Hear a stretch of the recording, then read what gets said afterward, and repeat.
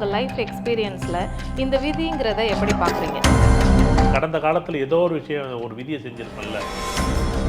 இல்லை விதிங்கிறது ஏற்கனவே எழுதப்பட்ட ஒன்றா? கடந்த காலத்தில் இருக்க விதிகளை நான் புரிஞ்சுக்கிட்டா என் கையில் இருக்கு. நம்மளோட உழைப்பால் இதை மாற்றி அமைக்க தான் முடியுமா? இந்த ஜென்மத்தில் செய்த வினையை இவர் அனுபவிச்சார். நம்ம வாழ்க்கையில் சில நேரங்களில் நாம் ஒன்று நினைப்போம், ஆனால் வேறு ஏதோ ஒன்று நடக்கும். எல்லாம் என் தலைவிதின்னு சில பேர் நொந்துப்பாங்க. ஆனால் நீங்கள் உங்கள் லைஃப் எக்ஸ்பீரியன்ஸில் இந்த விதிங்கிறத எப்படி பார்க்குறீங்க? இல்லை விதிங்கிறது ஏற்கனவே எழுதப்பட்ட ஒன்றா? இல்லை இதை நம்மளோட உழைப்பால் இதை மாற்றி அமைக்க தான் முடியுமா? இந்த கேள்விக்கு நிறைய பதில்கள் சொல்லணும். ஃபஸ்ட்டு விதி அப்படிங்கிறது ஒவ்வொருத்தருடைய ஜாதகத்தை பொறுத்து அவங்க தலையெழுத்துன்னு சொல்கிறோம். இதை தான் நம்ம விதின்னு நம்ம சொல்கிறோம். இங்கே எல்லாருடைய விதியும் ஒவ்வொரு காலகட்டத்திலும் அது மாறிக்கிட்டே இருக்கான்னு மாறிக்கிட்டே இருக்கு. நான் போன ஜென்மத்தில் செய்த வினை அல்லது விதி அப்படிங்கிறது இதை நீ அனுபவிச்சே தீரணும், இதை மாற்றவே முடியாது, இதை நீ அனுபவிக்கணும் அப்படிங்கிறது.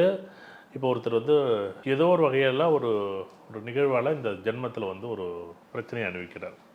இதை அனுபவிச்சு தான் தீர்க்கணும், இதை மாற்றவே முடியாது. இதை மாற்றுறதுக்கான வழிகள் பிராய்ச்சித்தம் நிறையா தேட வேண்டியதான். ஆனால் இந்த ஜென்மத்தில் இந்த காலத்தில் நான் கடந்த காலத்தில் ஏதோ ஒரு விஷயம் ஒரு விதியை செஞ்சுருப்பேன்ல. ஒருத்தரை பேசியிருக்கலாம், ஒருத்தரை வாழ்த்திருக்கலாம், ஒருத்தரை சண்டை போட்டிருக்கலாம், ஒருத்தரை கொண்டாடி இருக்கலாம், ஒருத்தரை ஆனந்தமாக பேசியிருக்கலாம், ஒருத்தரை அருவருப்பாக பேசியிருக்கலாம். இப்படி நிறைய விஷயம் இருக்கும்ல. இதை நீங்கள் எக்காரணத்தை முன்னிட்டும் இதை நீ புரிஞ்சிச்சுன்னா இதை மாற்றிக்கலாம். இது புரியலைன்னா நம்ம என்ன பண்ணுவோம்? எல்லாம் எனக்கு தலையெழுத்து, ஏன் தலை விதி. எப்படி விதியை பாருங்கள். இப்போ விதிகளில் முன் ஜென்மத்தில் இருக்கக்கூடிய விதிகளை நான் அனுபவிக்கணும், கடந்த காலத்தில் இருக்க விதிகளை நான் புரிஞ்சுக்கிட்டா என் கையில் இருக்குது. ஆனால் நம்ம என்ன பண்ணுறோம்? நம்ம எப்போவே பண்ணதை நான் அனுபவிக்கிறேன். உதாரணத்திற்கு ஒரு யதார்த்தமாக ஒரு இடத்துல ஒருத்தர் போகிறாரு, ஒரு பைக்கில் அடிபட்டு ஒரு மருத்துவமனைக்கு ஒரு செலவாக்குது. அது உதாரணமாக ஒரு லட்சமோ 2 லட்சமோ 6 லட்சமோ செலவாயிட்டுன்னு வச்சுங்களேன். ஆனால் இது என்ன சொல்கிறோம்? இது முன் ஜென்மத்தில் ஏதோ ஒரு கர்ம வினையோட செயல்பாட்டு இவர் என்ன பண்ணுறாரு? இவர் அனுபவிக்கிறார்.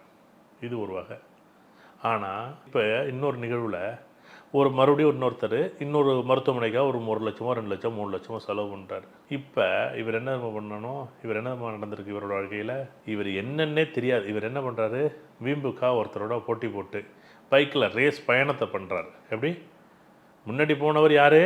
அவர் யதார்த்தமாக போனார். எங்கேயோ ஒரு பாறை உருண்டு வந்துச்சு, ஒரு கல் உருண்டு வந்துச்சு, அதில் கல்லில் வந்துச்சு, ஒரு நாய் வந்துச்சு, யதார்த்தமாக அடிபட்டு போச்சு, கை கால் உதாயிட்டு அதுக்கு ஒரு 6 லட்ச ரூபா செலவு பண்ணது ஒரு நியாயமானது. ஏதோ ஒரு காரணம். இது முன் ஜென்மத்தில் என்ன பண்ணார், ஏது பண்ணார் அப்படின்னு நீங்கள் ஆய்வு பண்ணுறதுக்குள்ளே நம்மளுடைய பாதி பிராணனே போயிடும். ஆனால் இந்த ஜென்மத்தில் இவர் யார்கிட்டையும் கடன் வாங்கிட்டு ஏமாற்றிருப்பார். கடன் வாங்கிட்டு கொடுத்துருக்க மாட்டார். இப்போ என்ன பண்ணணும்? இவர் என்னென்ன போட்டி மனப்பான்மை உருவாக்கும். எப்படி போட்டி மனப்பான்மை உருவாக்கி என்ன பண்ணும்? அழகாக நீயா நானா வா ரேஸில் போகணும்னு சொல்லி பைக்கில் என்ன பண்ணுவோம்? 2 பேர் போகிறாங்க. போய் என்ன பண்ணுறாங்க? ஒரு பள்ளத்தில் தெரியாமல் என்ன பண்ணுறாங்க? அந்த பள்ளத்தில் இது பண்ணி 2 பேரும் கீழே விடுறாங்க. ஒருத்தர் அடிபட்டு போச்சு. அதில் அந்த காலகட்டத்தில் அவர் இந்த ஜென்மத்தில் செய்த வினையை இவர் அனுபவிக்கிறார். இந்த ஜென்மத்தில் செஞ்சார்ல, அப்போ இவனோட போட்டி போடாதரா? எப்படி? இவனோட நீ போட்டி போடாத, தேவையில்லாத விஷயம் நீ ஏன் பண்ணுறா அப்படின்னு ஒருத்தர் சொல்லியிருப்பார். அதை கேட்க என்ன பண்ணியிருப்பார்? இதை மாற்ற முடியுமா? அவர் சொன்னதை கேட்டிருக்கலாமே, அவர் சொன்னதை பார்த்துருக்கலாமே. அவர் சொன்னதை காது கொடுத்தோட கேட்க மாட்டார். எப்படி? அவர் சொன்னதை காது கொடுத்தோட கேட்க மாட்டார். இப்போ என்ன நடக்குங்கிறீங்க? இப்போ என்ன நடக்கும்? ஒன்றுமே.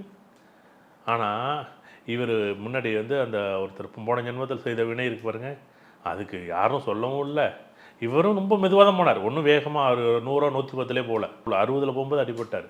சில பேர் சொல்லுவாங்க, சார் 40 சார் போனால் அடிபட்டு போச்சு. சில பேர் 110 போய் அடிபட்டுருப்பார். 110 போவாதானே ஒருத்தர் சொல்லுவார்ல, அப்போ அவர் போனார்ல. அதுதான் இந்த விதிகளை நீங்கள் உங்கள் கையில் இருக்கக்கூடிய விதிகள், உங்கள் கையில் இருக்கக்கூடிய கொண்டாட வேண்டிய ஒரு விஷயத்தை நீங்கள் என்ன பண்ணுறீங்க?